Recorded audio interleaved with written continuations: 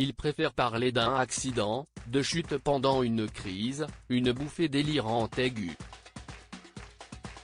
Le 24 novembre dernier, Christophe Dominici était retrouvé mort à Boulogne-Billancourt après avoir fait une chute de 20 mètres de haut depuis un bâtiment désaffecté.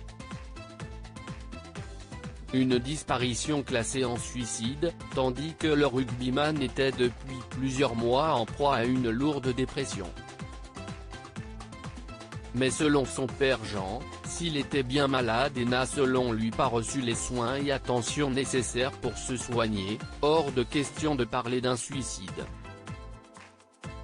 Je pense qu'il a vu un parapet, il a dû se mettre là, se pencher et tomber, explique ainsi Jean Dominici, invité jeudi 25 février sur le plateau de Touche pas à mon poste, expliquant que si son fils avait voulu se suicider il n'aurait pas pu.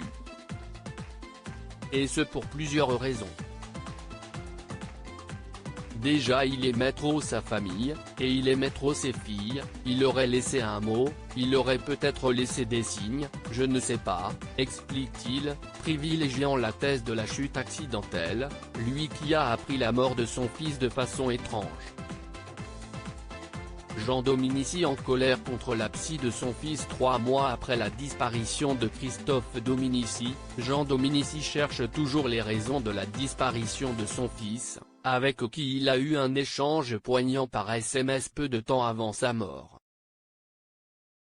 Au courant de la dépression du rugbyman, son père blâme aujourd'hui les psychologues qui suivaient son fils, et regrette lui-même de ne pas avoir pu aider son fils avant sa mort. Moi je sais pas la psy qui le suivait ce qu'elle lui a donné, comment elle a voulu le soigner mais il était pas bien.